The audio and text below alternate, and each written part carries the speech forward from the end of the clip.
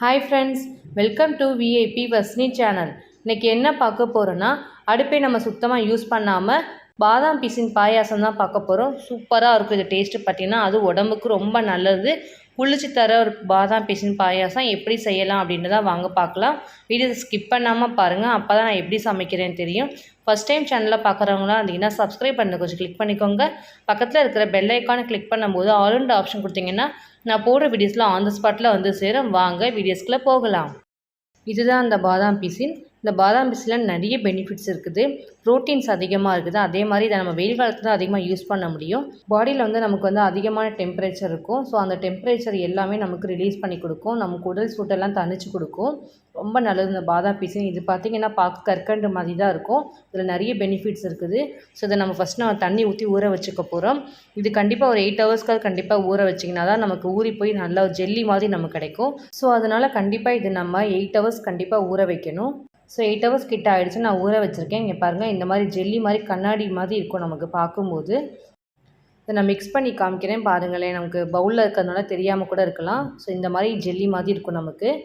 இந்த பாதாம் பிசின் பார்த்திங்கன்னா ஒரு 4, 5, 6 போட்டிங்கனாலே போதும், நமக்கு நிறைய குவான்டிட்டி வரும். ஸோ உங்களுக்கு தேவையான அளவுக்கு கொஞ்சமாக எடுத்து ஊற வச்சுக்கோங்க, அப்போ தான் கரெக்டாக இருக்கும். ஸோ எனக்கு தேவையான அளவுக்கு நான் ஊற வச்சு நான் எடுத்து வச்சுருக்கேன்.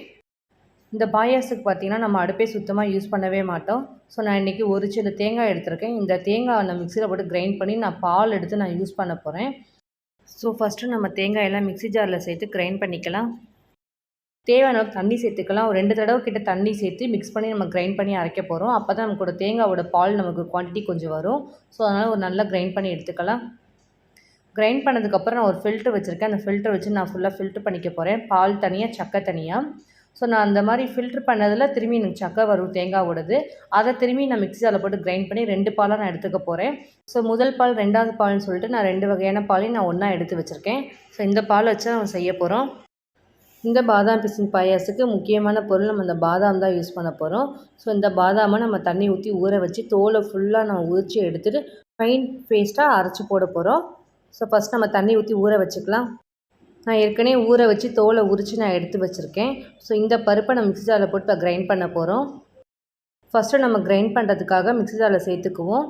மிக்ஸியை வந்து க்ளோஸ் பண்ணிவிட்டு நல்லா ஃபைன் பேஸ்ட்டாக அதை அரைச்சி எடுத்துக்க போகிறோம். உங்களுக்கு தேவைப்பட்டால் கொஞ்சம் தண்ணி சேர்த்து கூட நீங்கள் அரைச்சிக்கோங்க. நான் கொஞ்சம் தண்ணி சேர்த்து தான் நான் அரைக்க போகிறேன். நான் வந்து பவுட்ரு மாதிரி இருக்குது. ஸோ அதனால் கொஞ்சம் தண்ணி சேர்த்து அரைச்சிக்கலாம். அப்போ தான் நமக்கு பேஸ்ட்டாக வரும்.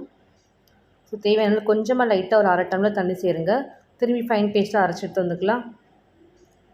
இந்த அளவுக்கு நல்லா பக்குவமாக அரைச்சிங்கன்னா கரெக்டாக இருக்கும். ஸோ பாயாசத்துக்கு ஆல்மோஸ்ட் நம்ம தேவையான பொருள் எல்லாமே நம்ம எடுத்து வச்சாச்சு, அரைச்சி வச்சாச்சு. ஸோ இவ்வளோதான் பொருள். தேவையான அளவுக்கு நாட்டு சக்கரை எடுத்திருக்கேன், 1 கப் அளவுக்கு. 1/2 டீஸ்பூன் ஏலக்காய் தூள் எடுத்திருக்கேன். பாதாம் பருப்பு ஊற வச்சு நான் அரைச்சி எடுத்திருக்கேன். அதேமாதிரி தேங்காய் பால் எடுத்திருக்கேன் நான். பாதாம் பிசின் நான் ஊற வச்சு நான் எடுத்திருக்கேன். ஸோ இதை நம்ம ஃபஸ்ட்டு மிக்ஸ் பண்ண ஸ்டார்ட் பண்ணிடலாம். ஃபஸ்ட் நம்ம வந்து தேங்காய் பால் சேர்த்துக்கலாம்.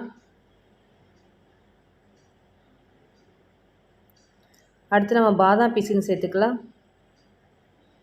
பாதாம் பிசின் கொஞ்சம் நிறையவே சேருங்க, அப்போ தான் நமக்கு ஒவ்வொரு வாய்க்கும் நல்லாயிருக்கும் சாப்பிடும்போது அதோட டேஸ்ட் போய். ஸோ அதனால் கொஞ்சம் நிறையவே நம்ம சேர்த்துக்கலாம். பாதாம் பருப்பை நம்ம அரைச்ச பேஸ்ட்டை சேர்த்துக்கலாம். நாட்டு சக்கரை 1 கப் அளவுக்கு எடுத்துக்கோ, அதை நம்ம சேர்த்துக்கலாம். ஸ்வீட்டுக்காக நீங்கள் பார்த்து சேருங்க, கொஞ்சம் உங்களுக்கு கம்மியாக வேணாலும் கம்மியாக சேர்த்துக்கோங்க. ஸோ இந்த அளவுக்கு போட்டால் கரெக்டாக இருக்கும். ஒரு 1/2 டீஸ்பூன் நம்ம ஏலக்காய் தூள் சேர்த்துக்கலாம். அவ்வளோதான், நம்ம மிக்ஸ் பண்ண வேண்டியது எல்லாம் மிக்ஸ் பண்ணியாச்சு. ஸோ நம்ம அடுப்பை யூஸ் பண்ணாமல் நம்ம அந்த பாயாசம் ரெடி பண்ணியிருக்கோம்.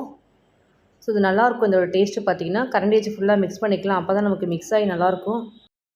மிக்ஸ் பண்ணி நம்ம அப்படியே குடிக்க வேண்டியது தான். அவ்வளோதான், சிம்பிளான மெத்தட் தான். அடுப்பே இல்லாமல் நம்ம இன்றைக்கி பாயாசம் பண்ணியிருக்கோம்.